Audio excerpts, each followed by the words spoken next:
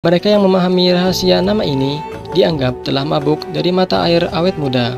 Imam Sufi Rabbani Ahmad Al-Faraqi yang terkenal, yang hidup pada abad ke-7, mengatakan bahwa pusat inspirasi ilahi yang memberi makan jiwa-jiwa para wali, yaitu hati mereka, adalah mata air awet muda. Dia yang mencicipi setetes air darinya telah menemukan kehidupan abadi dan telah mencapai kebahagiaan abadi dan kegembiraan.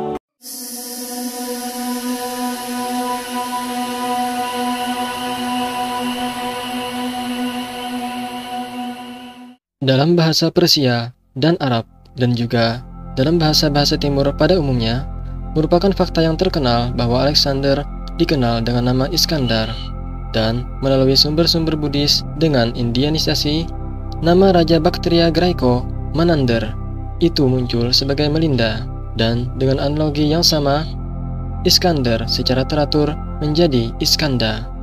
Secara etimologi, asal kata atau nama Latin Alexander berasal dari bahasa Yunani Alexandros, yang berarti membela pria atau pelindung pria.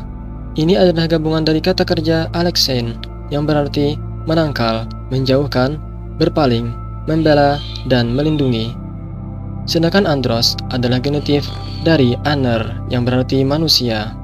Varian nama Alexander ialah Alexander, Alexander, dan Alexander. Nama terkait dan kecil termasuk Iskandar, Alec, Alec, Alex, Alexandre, Alex, dan Alexa. Sedangkan bentuk femininnya seperti Alexandra, Alexandria, dan Sasa.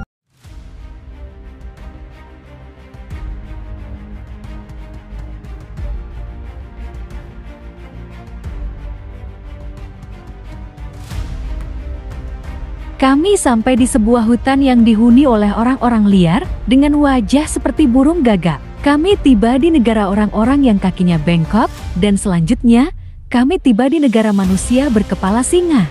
Kami sampai di sebuah sungai di mana kami melihat sebatang pohon yang tumbuh dari fajar hingga jam 6 siang dan yang berkurang dari jam ke-6 hingga malam. Kami berbaris melalui hutan belantara dan tiba di laut.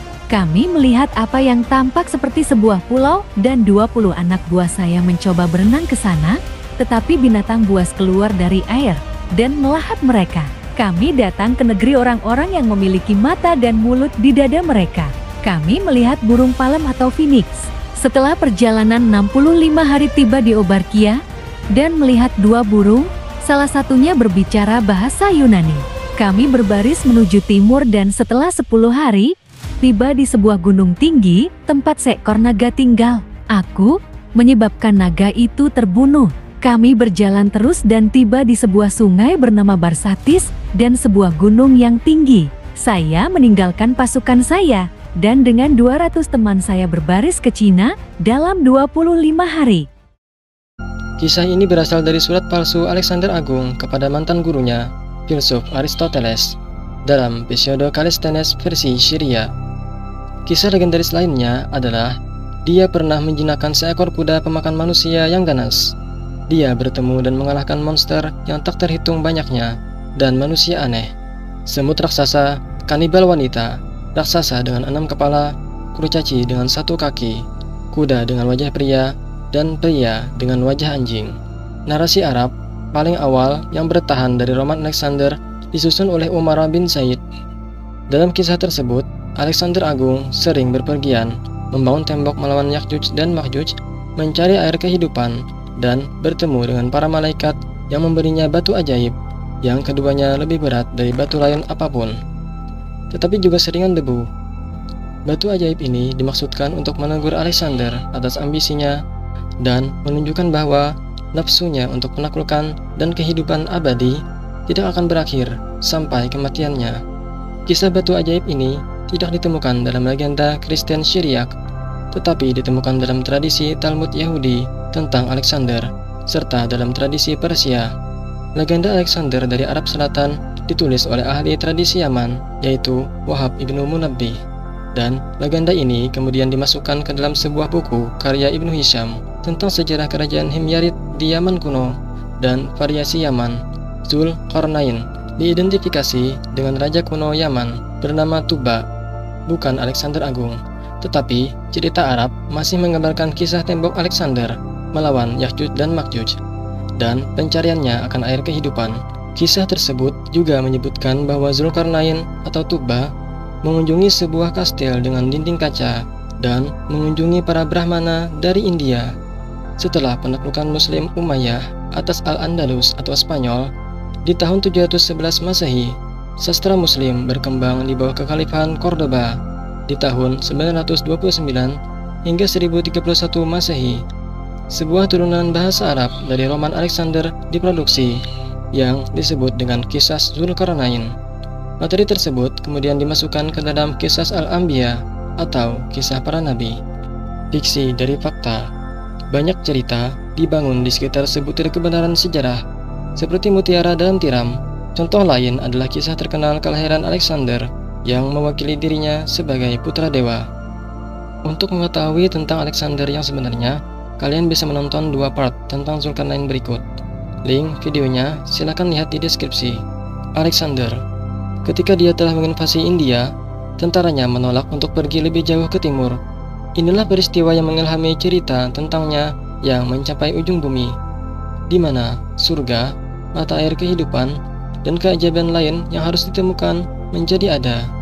Menurut Lau Yokfang, hikayat Iskandar Zulkarnain berawal dari kisah-kisah fiksi yang disadur dari buku pengarang Yunani Mesir, Samaran, Pseudo Kallisthenes, yang bertarikh abad kedua dan ketiga sebelum Masehi.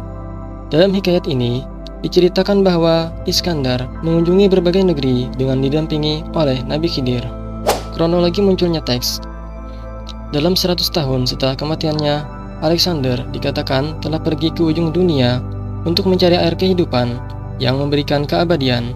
Apa yang awalnya merupakan cerita terpisah tentang yang hijau yang meminum air kehidupan dan menjadi abadi, ditempelkan pada Alexander dalam kisah juru masaknya. Jadi, ada kemungkinan bahwa kisah Nabi Khidir yang bergelar The Grand Man ini merupakan kisah yang terpisah dengan roman Alexander. Namun, karena ada kemiripan peristiwa, yaitu bahwa Nabi Khidir yang dikatakan dapat hidup kekal dengan kisah Alexander yang mencari kekekalan, maka ketika kedua kisah ini dimix, jadilah sebuah narasi yang berjudul Iskandar Zulkarnain yang mencari air kehidupan agar abadi, dengan ditemani oleh Nabi Khidir. Namun, dalam pencarian tersebut, mengingat Alexander gagal, maka Iskandar pun menjadi gagal. Dan mengingat Khidir alaihissalam adalah orang yang mendapat anugerah usia panjang, maka dijadikanlah Khidir dalam narasi hadis Israiliyat itu berhasil meminum air keabadian. Kejanggalan lainnya dalam kisah ini ialah: pertama, meskipun Khidir disepakati hidup sangat lama, bahkan memiliki berbagai keajaiban, namun harus diingat bahwa beliau bukanlah orang biasa dengan tingkah laku yang biasa. Nah, di sepanjang kisah pertemuan Nabi Khidir dengan Nabi Musa, kita tahu bahwa beliau memiliki kelakuan yang sulit dipahami. Dan juga di sepanjang kisah pertemuan beliau dengan para aulia, dapat dipahami bahwa Khidir alaihissalam adalah orang yang bebas. Maka tidak mungkin beliau mau berprofesi sebagai menteri di suatu kerajaan yang bertugas melayani kerajaan dan rakyatnya. Hal itu tidak bisa disatukan sama sekali. Kedua, seperti yang kita ketahui setelah pembahasan yang panjang mengenai siapa sesungguhnya Zulkarnain, dalam beberapa video sebelumnya telah disimpulkan bahwa beliau adalah seorang raja Persia yang juga merupakan keturunan dari raja-raja.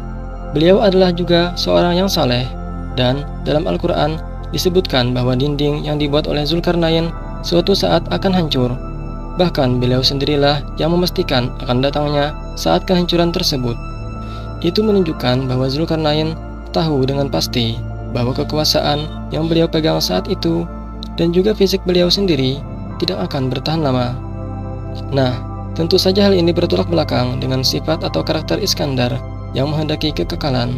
Meskipun dengan alasan agar dapat beribadah secara terus-menerus kepada Allah, tetapi bukankah beliau juga harus mengemban amanat yang besar dalam mengurus kerajaannya yang luas itu?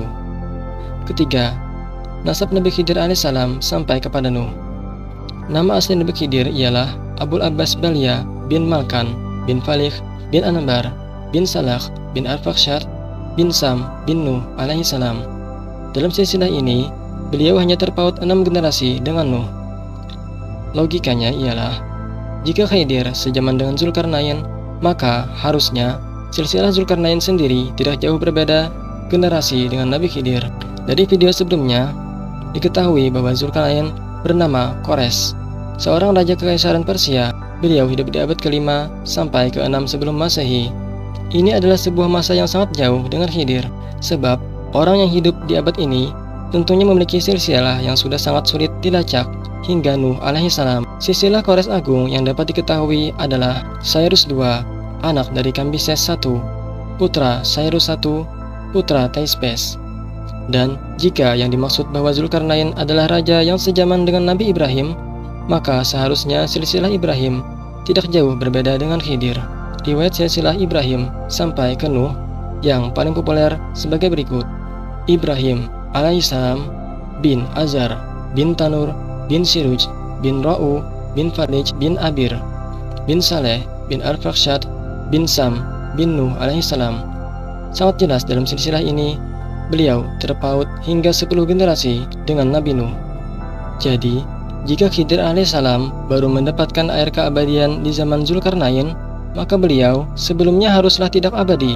Artinya, usia Khidir saat menjadi pengawal Zulkarnain harusnya tidak berbanding jauh, sebab kekekalan tersebut baru ia dapatkan di masa Zulkarnain hidup.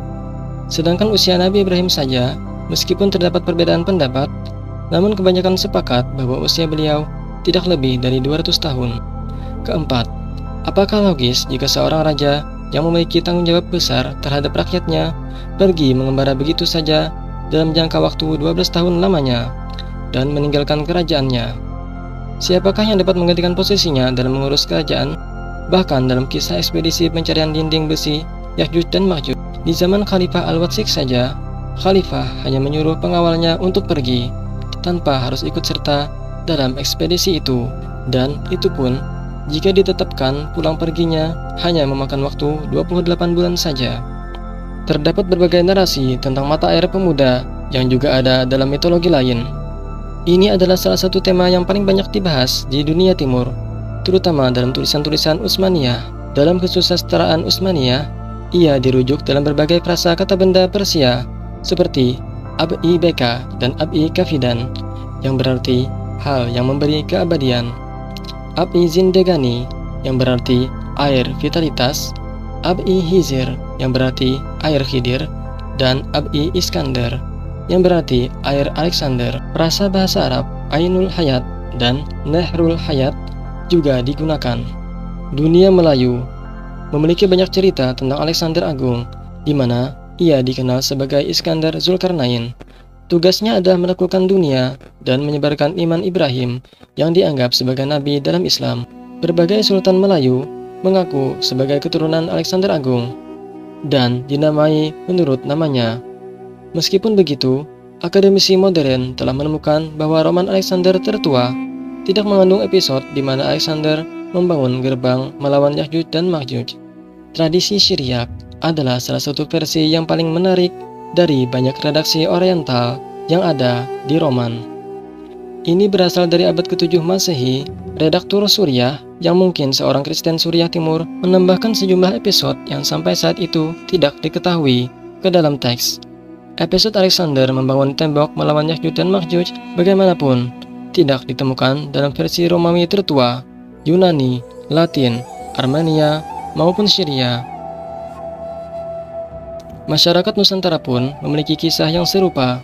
Banyak yang mengasumsikan bahwa kisah ini adalah adaptasi dari kisah Mahabharata yang diselipkan ajaran-ajaran Islam. Tetapi ada juga yang percaya bahwa sejatinya kisah ini jauh lebih tua dari versi India.